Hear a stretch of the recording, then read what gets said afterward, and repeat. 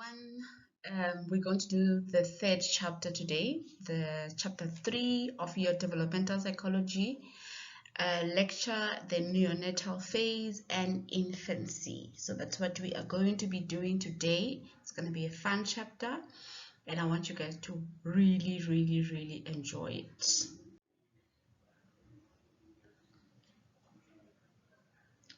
So we're going to do the neonatal phase and infancy, which is in chapter 3 today, and I hope you guys will enjoy it. It's a really fun chapter.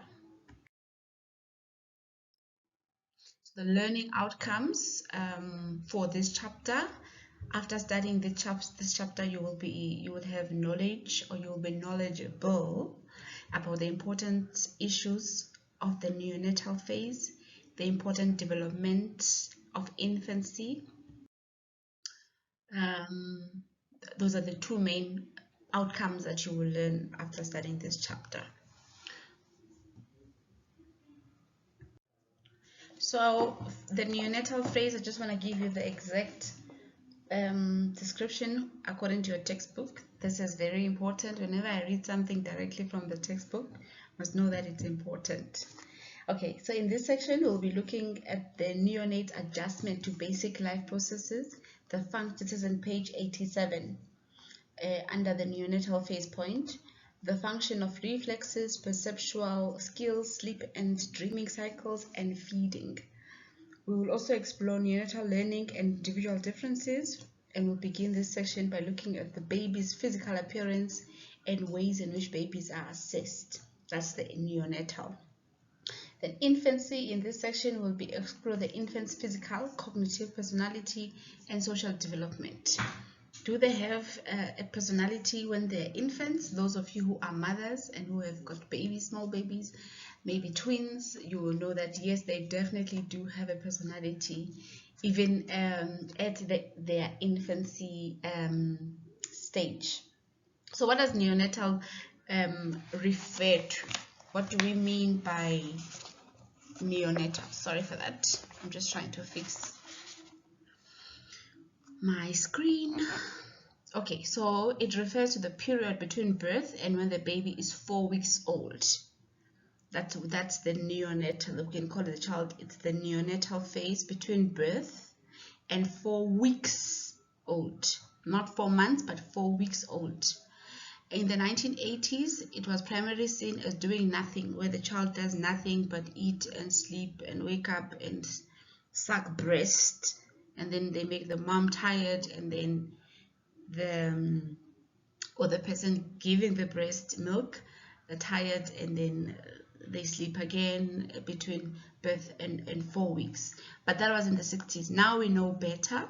There's a psychologist who was famous, William James, who said it's one of the great blooming buzzing confusion, because they don't just sit and do nothing. We see that there's a growth. They learn how to they are still growing. Their brain is still developing. So even famous researchers such as Jean Piaget described the first month of a baby's life in terms of reflex movement, where they close their eyes and they do all those things with their faces and with their mouth. They like to play a lot with their faces at that stage. So let's look at the physical appearance. How do they look like? I wish I was in class so that I can ask those of you who maybe want to share baby pictures, especially within the first month. Children look a little bit uglish at that phase. Some look cute, but I think personally, most babies, when they are in that age, if you see the picture on your textbook, I just want to show you the picture. Hopefully I can. You see the picture on your textbook there of the first month, the newborn. They look like that. Look at how they look. All babies, they look like this. In pictures of newborn. You can also go on Google and check pictures of newborns Ask your parents to show you a picture of the very first day that you were born, moments, an hour after you were born. Most of us, when we give birth, we tend to take pictures for the day that the child is born. So I'm sure most of you will have pictures of yourselves when you were born. So let's just look at the physical features. The face is swollen, sometimes it's purplish, pinkish, reddish. It's a broad, the nose is generally broad and a little bit flattish.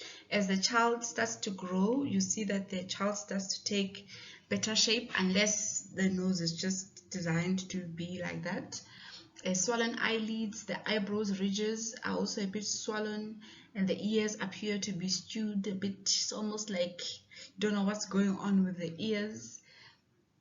So sometimes when you are born, when the child is born, and at the hospital, they will do a gap score to check what was the color of the child. Did the child cry at 1 minute? Did the child cry at 5 minutes? And all those things.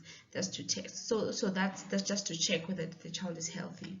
And in terms of the character, the body proportion of the newborn is also markedly different from those when they're adults. You see, most newborns don't have a neck. It's almost like you ask yourself, what happened to the neck, especially in the first month.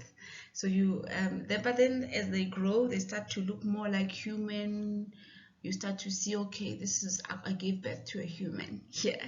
I didn't give birth to something that looks like a human, but is actually not a human. And so that's the current overview. We now know that a lot happens. They're still a bit strange, and most men especially, they don't know how to touch them. They're afraid to hold their small babies. Okay, in terms of their weight, they're approximately between 2.5 and 4.5, with about 3 kg being the most common. 3.5 kg. Most children are that's the most common. A child that's small is around 2.5, and a child that's big is 4.5 and above. But most babies are around 3.5, 3.6 in terms of their weight. And then in terms of their centimeters, they're about 45 centimeters to 56 centimeters. And their heartbeat rapidly beats very, very, very fast around that time. Okay, let's just go to the page 89. I need you to, let's go to table 3.1, the APGAR scale. That's what I was talking about. So when a child is born, they do this scale at 5 minutes and at 1 minute. The appearance of the color, you get a 0. Your child is going to get a 0 if your child is blue or pale, and they get a 1 if it's extremities of blue. It's a little bit blue. And then if it's completely pink, they get a 2. And then pulse, if the pulse is absent, they get a 0. If it's less than 100 per minute, they get a 1. More than 100 per minute, they get a 2. And then the reflexes, so they scale it at 0, 1, or 2. And then it's very important. Sometimes when you take a child for assessment, most psychologists will ask what was the APGAR score, because it gives indications about cognitive ability of the child, and it can give us some indications about potential health risks for the child. Okay, so I've spoken about the physical appearance, the proportions, the weight, the length, and the height and the heart rate. So they appear a little bit like human-like, but their neck is a bit short. They look strangish in their first month, and then their physical proportion is different. Their weight, the average weight is 3.5 to 3.6. The small babies will be 2.5 or so. Big babies will be 4.5 and above. And then their heart rates are very, very rapid. So at 2 months, baby starts to look like a little bit still strange, but a little bit different. 5 months, you can see that they're starting to look more like human. Even the proportions start to change when they're newborn. And then at 2 years old, sorry, that was 2 months the fetal, 5 months fetal when they are newborn. And then when they are 2 years old, you can see now they're starting to look more like human. Sorry for the disturbance, I'm in the office and the lights were off, but now they are back on.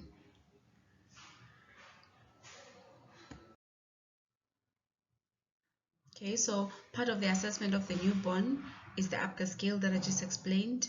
The time of evaluation, we see it's a 1 minute and at 5 minutes, the characteristics that are being assessed, and then the scores. Sometimes, depending on the hospital that you go to, they also do a hearing screen to see if your child can hear or not, so that it's remedied quickly if there's issues with your child's hearing. Okay, adjustment to basic life processes. Blood circulation is looked at. Respiration, how is the child breathing? Can the child digest the milk from the mom or the formula if the child is going, or the infant is going to eat formula? The nervous system and the immunity, how is everything work? They look at everything. The poop, what was the color of the poop of the child? The urination, when does the child eat? The feeding intervals, and all of those. Some of the important reflexes in the neonatal phase, remember we said it's between birth and 4 weeks, so the first 1 month of the child. We have the Bipinski reflex, the Moro reflex, the rooting reflex, the sucking reflex. They can suck immediately. You don't need to teach a child how to suck a breast. They just know how to do it for some reason. Grasping, they know how to grasp a lot, and they like to, you give them your finger and they will grasp it with their little hand. It's very cute. And then the reflexes of swimming for some people, they start their children to swim very early. And then we look at perception. Like I said, most hospitals will do a hearing screen to check if your child can hear, and then the doctors or the pediatrician will do a vision to check if your child can see, smell, pain, and taste.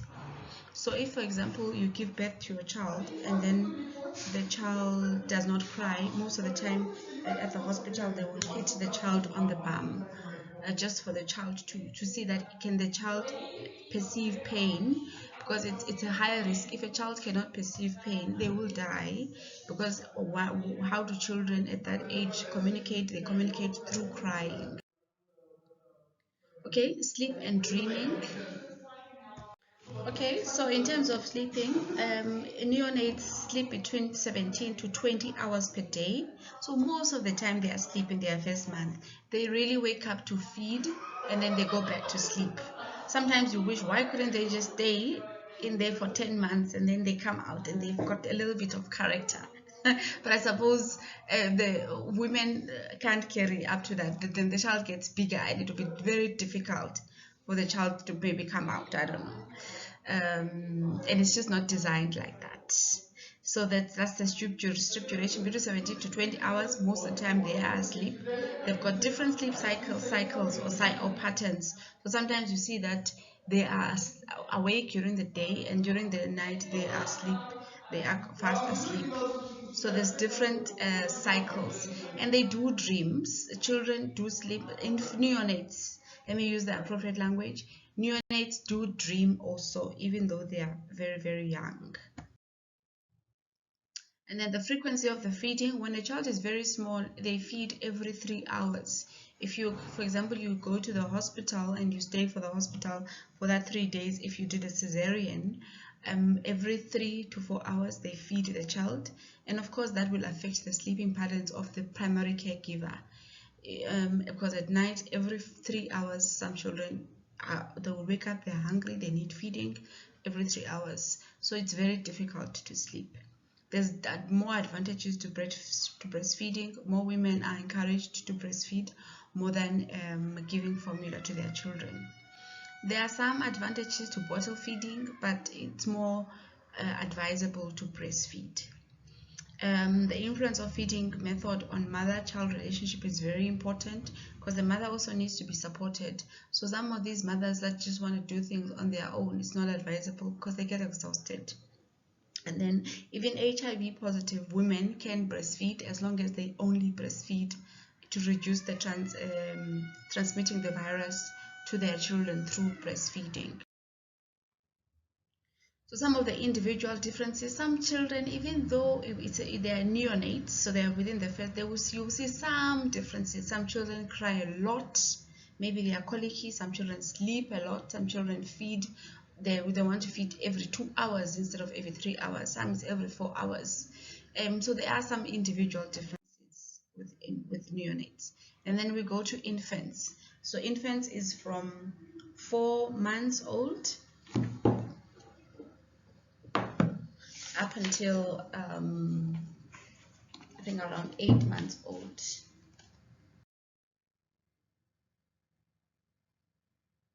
So infancy stage is from the 2 months old. So after 1 month to about 2 years old, we call children infants. Here, what I talked about in chapter 1, Piaget's theory of development, where there's information processing, the way that the children process information. The first 100 days of a child are very important in terms of learning about their environment and grasping their memory, language development. So at that stage, we need to talk, as the primary caregivers needs to talk to the mom, to the child, play with the child, echo whatever the sounds that the child makes, or the infant, let me use the right language, whatever the infant makes, and the primary caregiver has to play along and make those kinds of cues. And then, so let's go straight to Piaget's stage, the sensory motor stage, the nurture versus the nature. We'll look at the nature versus nature, secular reactions, and the 6 sub-stages. So the sensory motor stage is, according to Piaget, he says that children learn and knowledge through their sensory skills. So through hearing, they know their environment. They can know their mother's voice, how their mother smells, especially mothers who breastfeed. So this is how they learn in their environment, through their senses, and through secular reactions. Okay, so let's go to the sub-stages of the secular reactions. We've got stage 1, which are the reflexes. This is birth to the month. We've spoken about the reflexes. So newborns are entirely tied to the immediate present, responding to whatever stimuli is available. They like to touch. If you take your finger and put it on their mouth, they want to suck the mouth. Whatever they get, remember, it's the oral stage also. So that's the reflexes. They respond to whatever stimuli that is available. Their actions are mostly reflexive in nature, such as grasping and sucking. They don't seem to remember events or things that encourage the next, and do not appear to plan, or they are small. How can they be planning? There's no intention. They're just responding to the environment through touching and through their sensory perceptions. Then the substage 2, primary secular reaction. This is from 1 to 4 months. This substage is marked by the beginning of coordination between listening and looking and reaching, and reaching and sucking, elements which are infants' way of exploring the world that they are in. An example here is an infant who accidentally sucks his thumb, or anything that they find pleasurable to suck. Substage 3 is the second secular reaction, is between 4 to 8 months. This phase co-occurs with a new interest in the manipulation of objects. So here infants begin to repeat an action intentionally to trigger a response. And then substage 4 is coordination of secondary reactions. This is from 8 to 12 months. And this stage is characterized by purposeful behavior. They're more aware, they know what they are doing, sort of. And then the tertiary secular reaction is from 12 to 18 months. They know their mom, they know the sound of their dad. They can point to a TV, they can point to certain things. And then the last stage is the substage 6. That's the mental representation from 18 to 24 months. This is marked by the beginning of insight to their reality. Now they also start talking a little bit. For example, 2 years old knows who or knows their cookies in the cookie jar. They know a little bit of things. They know the kitchen is where you get water, and they start to learn more about their environment. Okay, sorry for that. So then those are the stages that I've just narrated. And then the cognitive skills in the sensory motor stage, development of the object permanence, where the child now knows object permanence is the child knows that mom sometimes is here or dad sometimes is here, and then they go away. They can appear and disappear. It refers to the understanding that objects, including persons, continue to exist even when they cannot be seen. So children know that mom is here, even though I can't see mom, I have a mom. So they develop that age, they develop the imitation, they like to imitate what is happening. That's why you see a lot of videos of, I don't know, the most famous one that I can think of, the Beyonce, all the single ladies. You see this child, this toddler, imitating Beyonce and doing those moves that I cannot do because I'm ancient. So you see them doing that. Development of deferred imitation as well, where they just it refers to the infant's ability to imitate behavior after they've been exposed to it. So with adverts especially, they can say those adverts even after they've been exposed to them. Okay, information processing. Views of babies' cognitive development. They develop very rapidly in terms of how they take in information, and through the imitation, through the mimicking that they do. Methods to explore babies' information processing abilities, like I said, is very rapid. Impressive intellectual capacities. So when a parent, or there's a chart, so road to health, those who have got children or who have got little sisters, and the road to health that we go for immunization to take, it has pointers of by this age your child should be doing this, by this age your child should be doing that, so that we can see the pointers and how far they can develop. The memory, there's the short-term memory, like the object permanence. For example, if you take my phone, so you take your phone and you hide it behind, and then the child remembers that there was a phone, and then when they see the phone again they start to have a reaction, and then those kinds of things. It's an indication of short-term memory. Them knowing the voice of their mom or the voice of their dad, or the sound and the smell, that could be an example of long-term memory. Episodic memory, sometimes they remember this uncle and other times they don't remember that uncle.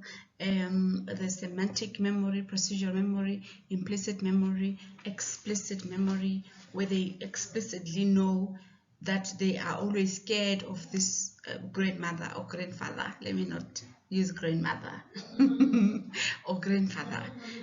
So there's got those types of memories. Then in terms of language development, that's part 4. They learn, so it's always advised that the primary caregiver echoes whatever the child says. If the child says you say that this as well. If they say you make the same sound, it helps their language development. Remember, when children are very young, when they are taught, I must use the right language, toddlers, they also learn, so they like the sound of their own voice, and they should at that age, because they learn from it. They learn how sounds how sounds that they make sound in their own ears, and also how they feel as they are doing it. So there's phases also to pre-linguistic speeches. They start off with one word, and then it's 2 words, and they can make 3-word sentence. They can point, they can say me want food, those kinds of things. It's the most important words that they pick as their vocabulary starts to develop. And in terms of the learning theory, operant conditioning is very big at that age where they imitate. They really learn through imitation and viewing things. And the evaluation theory also states that as we evolve, remember when I said in chapter 1, as we evolved, our intelligence also sort of evolves as well. Then we're going to talk about social pragmatism, the theoretical under assumptions or underpinnings, the nature of early conversation, the importance of dialogue. So again, it's very important that you echo the child's saying and you have a conversation, you talk to the child. How was your day? Oh, today I was doing a lecture slides for my second year students. They are so brilliant. There's about 1,000 or 800 of them. They really look at the slides. Do you know that the last slides that I posted, within 2 days, Within 2 days, there already 400 students had viewed and engaged with the material. You have a conversation like that. Maybe not as detailed, but it's important to have dialogue and to talk to your toddlers. Okay, and then we go to the negative approach. Noam Chomsky, he's very good with languages. Please go and watch some videos of Noam Chomsky talking about the importance of language acquisition and how it is important to dialogue and to continue talking. So he would say, for example, that when we talk to a child and maybe they are around 1.5 going to 2 years old, and they say, tone, I want a tone, I want tone, and they want you to say phone. Don't repeat what they're saying. So say, oh, you want a phone, you mean a phone, you want a cell phone. And it helps with their language development. When you mimic what the child says, it doesn't do much, it doesn't help at all. So if they say water, and they say I don't know, water, I don't know, but your responsibility as an adult is say it the right way. And then the interactionist approach is also linked to that sometimes the heredity, if there was issues with intellectual capacity from either the mom or the dad, there could be issues, the learning strategies, social environment. For example, with my daughter, when she was young, she used to love the sun and love going outside. So when she was in her little walking ring, we would take her outside and she would be so happy. She still loves outside now. She's old now. She thinks she's old. She's around 5 years old and she still loves going out. You can see she's sad when we're at home and we don't do anything. But if we're gonna go out, whether it's the mall or it's the park or it's Gold Reef City, she is happy. But she's always been a child that just loves outdoors and just social and engages very well with her social environment. Okay. In terms of critical thinking theory, or babies' cognitive domain be stimulated? Definitely should be stimulated. That's why some people believe that you should take a child to crash, and psychologists agree to that. Adults remember events from their baby. Do adults really remember events from their baby? Yes, some do. Some adults remember events from the time that they're 3 years old, 2 years old. It's very rare though. Most people remember from the time that they started grade R, those specific events, but it fades over time. Can DVDs and TV stimulate babies' language development? Definitely. Try, like for example, most parents who complain who have got toddlers that they don't own their TVs anymore, especially families that only have one TV set. They love YouTube, they learn a lot. There's the Peppa Pig stage, and then there's this stage. Oh, gets tiring. You also get used to it as the parent. Right now, if I can use my own daughter as an example, she's fascinated by Ryan's World. We're always watching Ryan's World, YouTube, the YouTube channels. It definitely does. And then we go to the fun part, personality development, defining the personality. children have got emotions, they've got a temperament, they've got a self-concept. Some children are very easy children. They are easy, they don't cry, they are happy, they are very easy, very kind, very nurturing. You can see it from the other children are very angry, they're always moody, they don't like people. Once there's a person coming into the room, the child starts crying because they don't like people. Okay, so when we talk about personality, we talk about the big 5 traits, the big 5 personality traits. We talk about basic characteristics, we talk about qualities. Let's see that its appropriateness to children.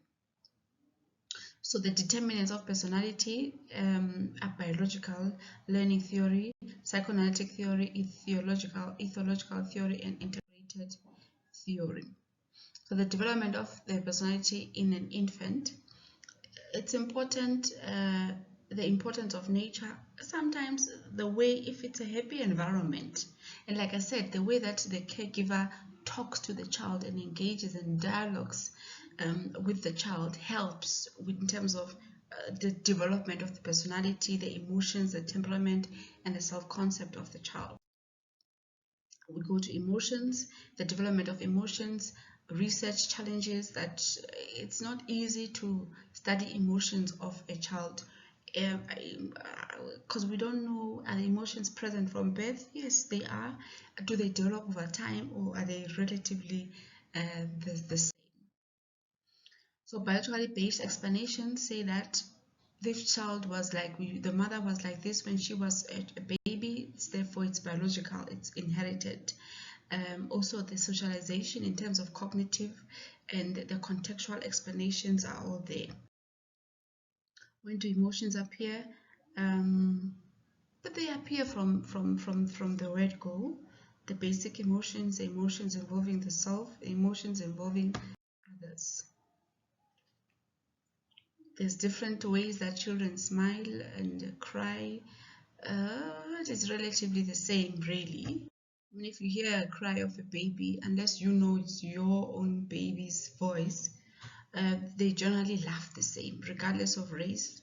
They generally cry the same in terms of the sound, how it sounds.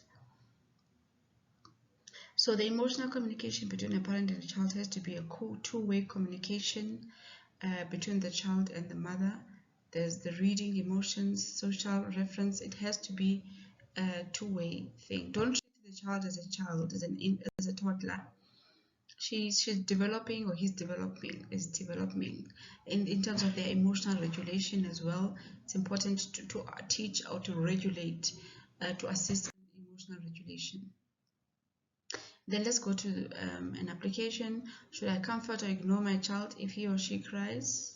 How can I minimize my child's negativism and promote his or self-regulation? How can standard children be helped?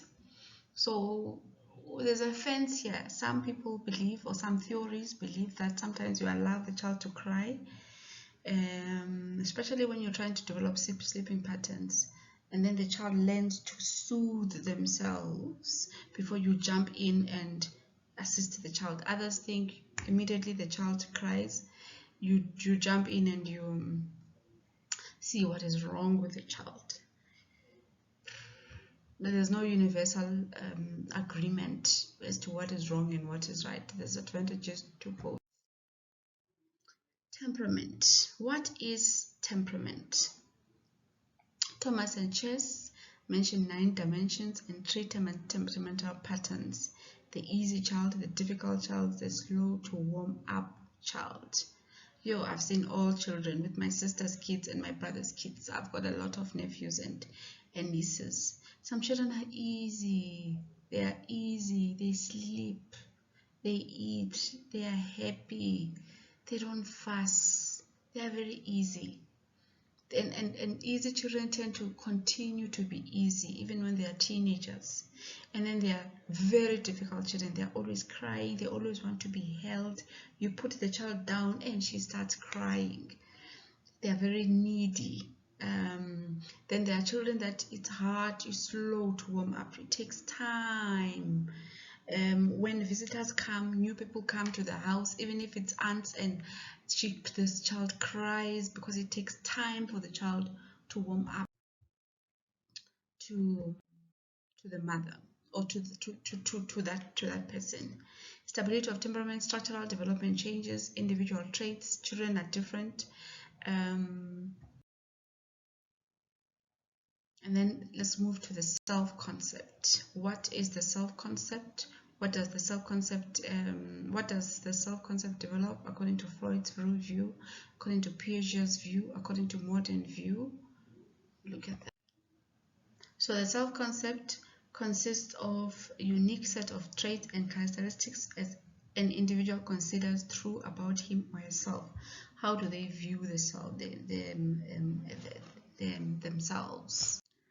So Freud's view of psychodynamic, his stages of development. I discussed that on chapter 1, and whether the child has made strides in not being fixated on certain stages, and how nurturing or not nurturing the environment was.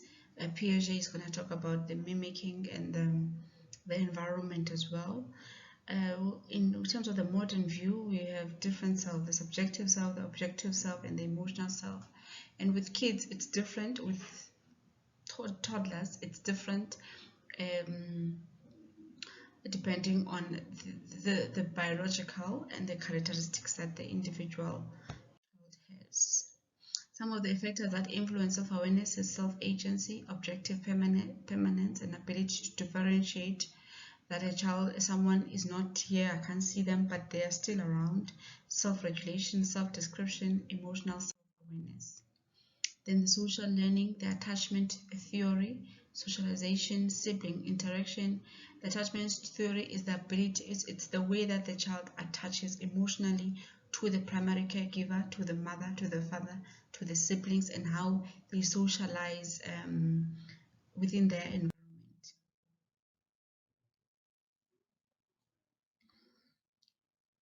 So before a child attaches to their primary caregiver, remember when they're neonate, all they want is food. They want to eat, and then they sleep, and then they start to be familiar with the environment, with the smell of the primary caregiver, with the voice and their environment, and then they start attaching and being more familiar with their environment. The quality of the attachment is very important. That is why it's important how the primary caregiver interacts and connects and dialogues with the child, because that facilitates the attachment process. Factors that influence attachment is the behavior, personality of the mother, and mother-child interaction. We can change mother here and say the primary caregivers, because many people are not in a position where they can always be there with their children because of work, but there's a nanny, there's a domestic helper, there's some help. So let's use primary caregiver. Sometimes dads stay at home and look after kids these days. Things are changing. The infant's temperament, the working mother, it's different. So those are some of the factors that the working primary caregivers, those are some of the factors that influence attachment, psychosocial factors, mental health problems. So some of the long-term effects of attachment bonds and independence, sometimes if there's proper attachment that has happened between the mother and the child, or the father and the child, or the primary caregiver, you see that when they become adults, they become very healthy adults who have good long relationships with friends, with family, and they don't have issues with their attachment bonds and how they attach with their environment. Let's look at the role of the father. Attachment bonds are not exclusively limited to the mother. The interaction patterns between the mom and the father may differ because of the different roles that they play, but they both have a responsibility, and they both can form powerful attachment, or can be powerful attachment figures.